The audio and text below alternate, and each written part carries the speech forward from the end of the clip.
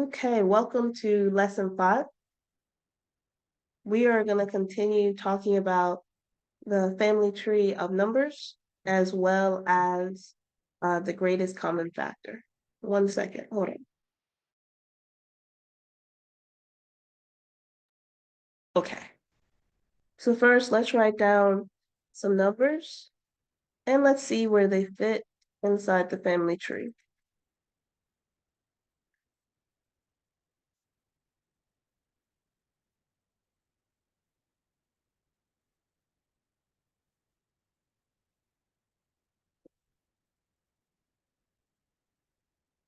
All right, so we got 7 numbers.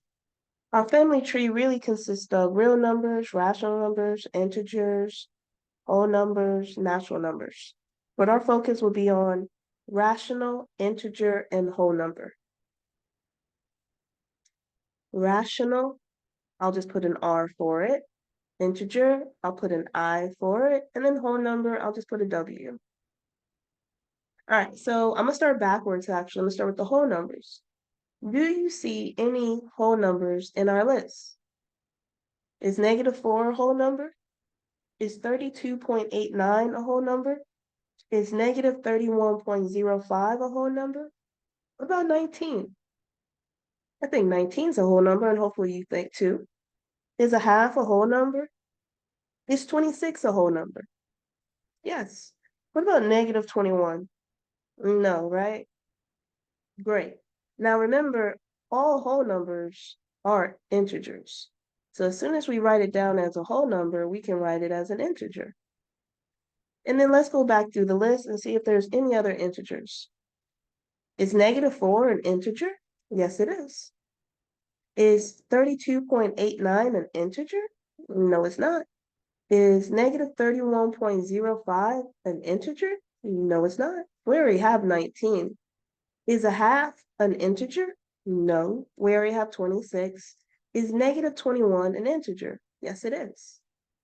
Now remember, every whole number is a rational number, and every integer is a rational number. So I can take all of my integers and just write them down because those are rational numbers. Remember, what makes a number rational? The fact that you can write it like a fraction.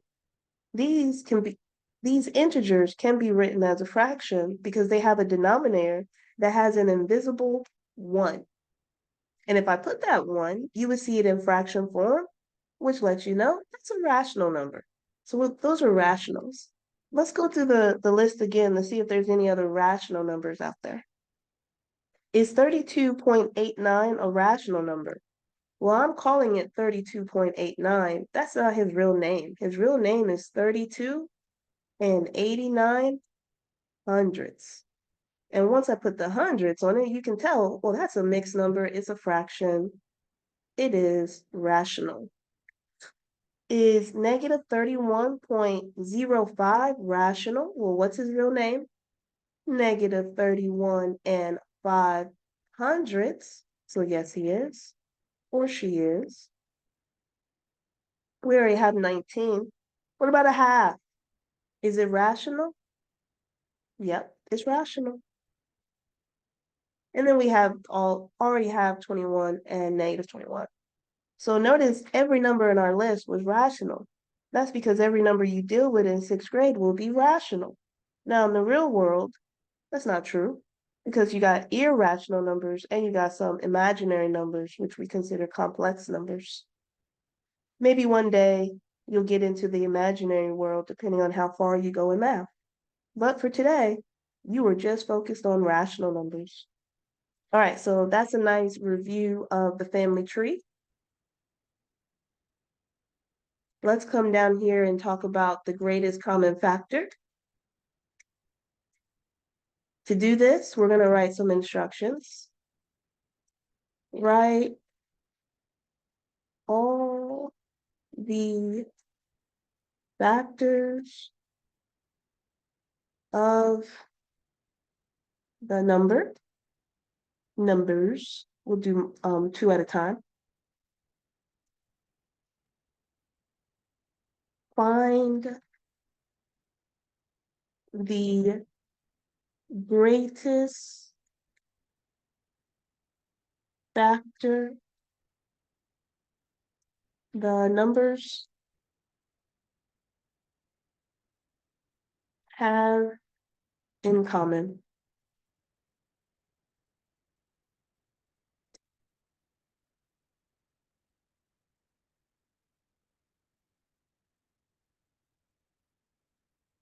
Let's start with 21 and 28. So your times tables will be your friend if you remember them. If you don't, you want to practice them. Okay, you want those. They're your buddies. All right, so we'll start with 21. Remember, factor means it's a number that will divide the number I'm interested into it evenly. So obviously 1 will divide 21. What about 2? What about 3? What about 4? What about 5? Well, I don't want to have to go through all the numbers to do this. I just want to say to myself, what numbers can I multiply together to get 21?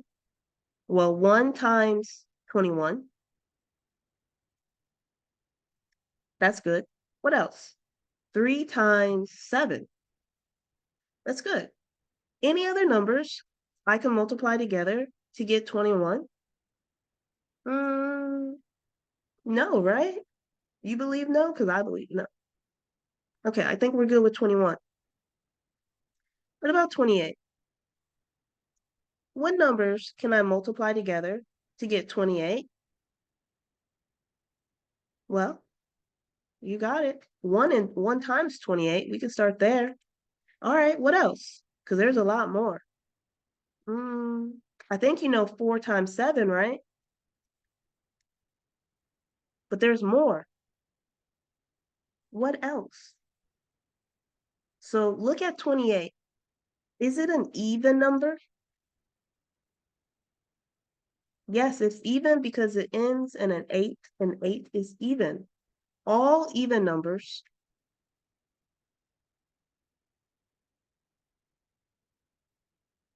can be divided by 2. So 2 is going to be a factor of 28 because 28 is even. So here's 2. So now I got to sit here and think, 2 times what number will give me 28? Well, when you divide by 2, and I'm trying to figure out what that number is, that's like saying there's a number. If you add them to himself, you get 28. That's what multiplying by 2 means. So what number can you add to himself to get 28? Hopefully we said 14. So let's make sure we have everything. 1 times 28, that works. 4 times 7, that works. 2 times 14. Are there any more? Well, you might want to check 3, and you might want to check 5, but there's some shortcuts to those too. 28 is the same as saying 2 plus 8. Well, it's not the same, but look at this trick. 2 plus 8 is 10. Is 10 a multiple of 3? No, it's not. So 28 cannot be divided by 3. Let me show you 21 just to show you how it works. 2 plus 1 is 3. Is 3 a multiple of 3? Yes, it is. That's why 21 can be divided by 3. That's a nice shortcut to see if a number can be divided by 3. All right. Look at the end of 28. Does it end in a 5 or 0? We'll just go ahead and do both.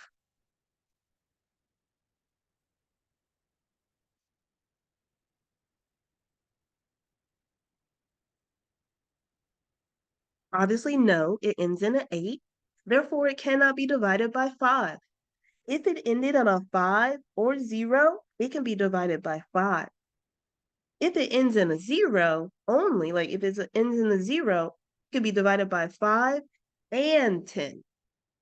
But if it ends in a 5, it can at least be divided by 5, not 10. Okay. Well, those are nice shortcuts, so we don't have to like do a whole lot of work here, as long as we remember these shortcuts, right? All right, so these are the factors of 28. There's no more. I'm checking in my head. Are you checking in your head to make sure? Yes, there's no more. Okay. So now we're going to do what step 2 said. It said find the greatest factor the numbers have in common. Well, hmm, 7. So what is the GCF of 21 and 28? 7. Not bad. Let's keep going. Remember your steps. Remember your tricks. Let's see if we can really use these tricks, okay? All right, example.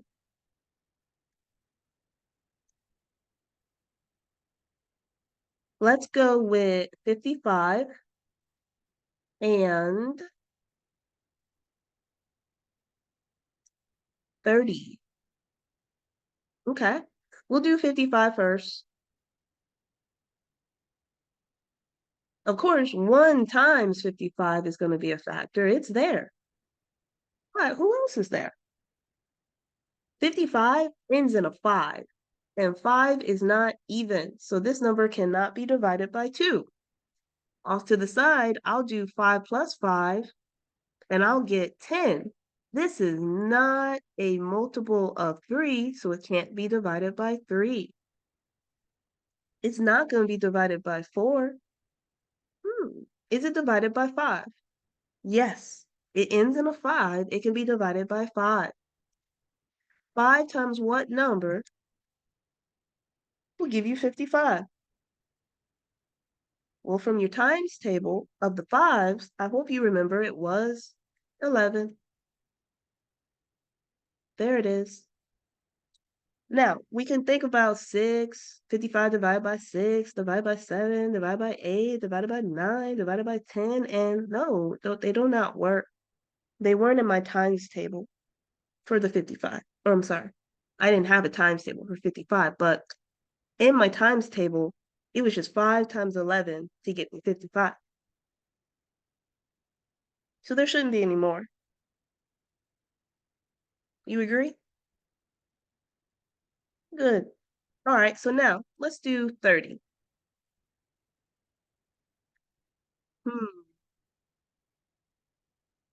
Obviously, 1 times 30 will be there. But now I have a lot more, and I hope you can see it. Like, I hope you're looking at it and you're like, well, look at that. It ends in a 0. 0 is even, and 0 is 0. Because it's even, it can be divided by 2.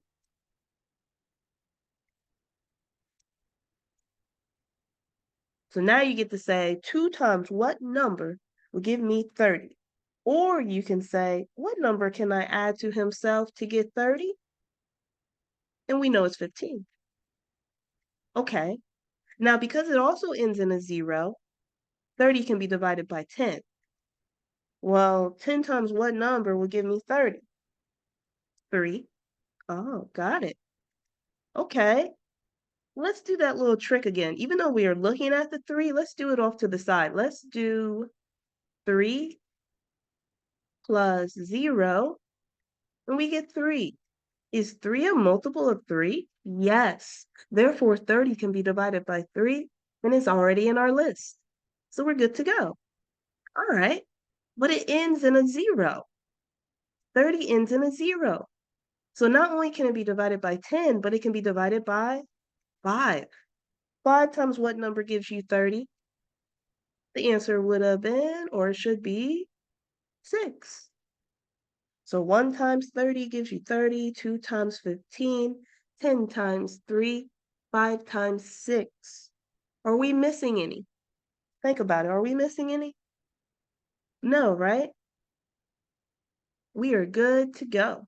All right, so now, step 2. Find the greatest factor these numbers have in common. And it is 5. So the GCF of 55 and 30 is 5. Okay, one more, and we'll be done.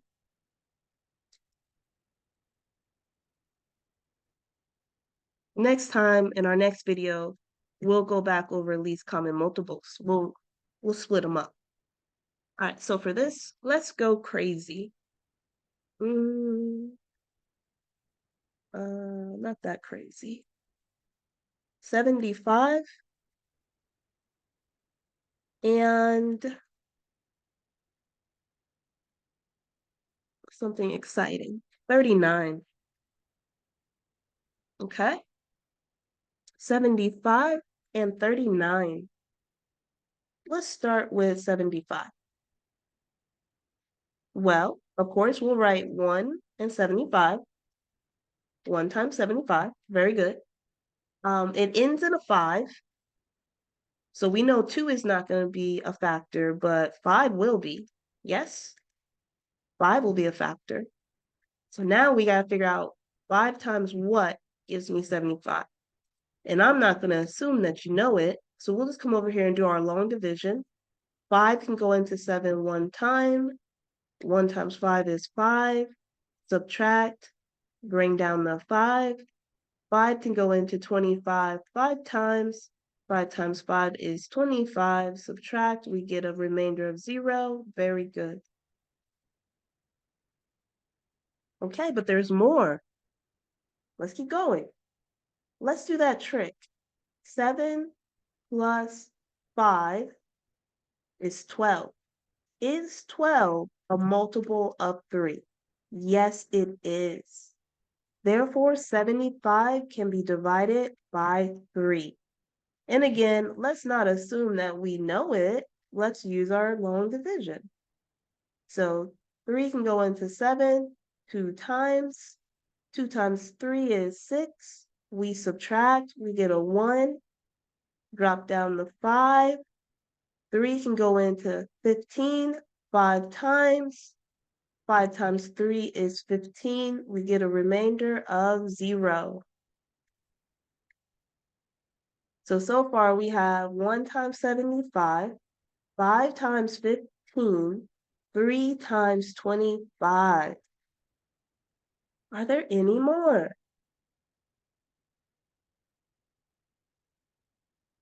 Well, you're not going to divide by 10. And you can run through your list. You can say, well, 2 is out, it's not even. 4? No. 6? No. 7? No. 8?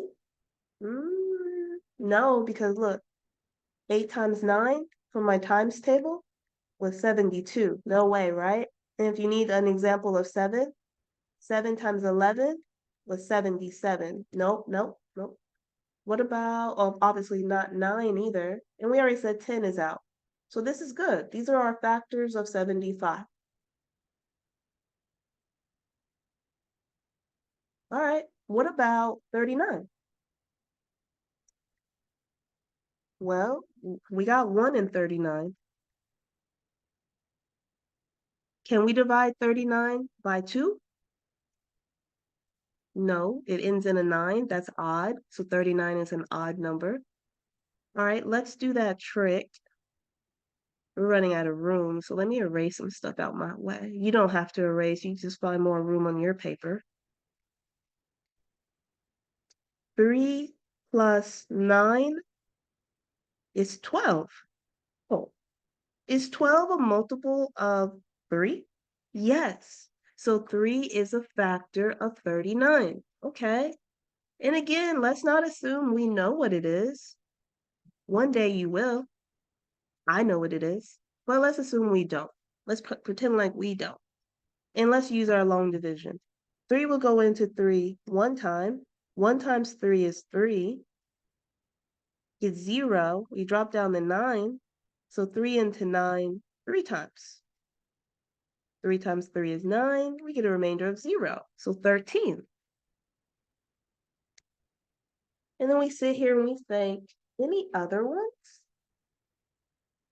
Well, 4 is not there. 5 won't be there. Why? Because it ends in a 9. 6? Well, from my times table, I knew 6 times 6 is 36, and 6 times 7 was 42, so no. 7? No. 8? No. 8 times 5 was 40, so no. What about 9? Hmm. Well, 9 times 4 was 36. You see, no way, right? And of course, not going to be 10 either. So yes, these are the factors of 39.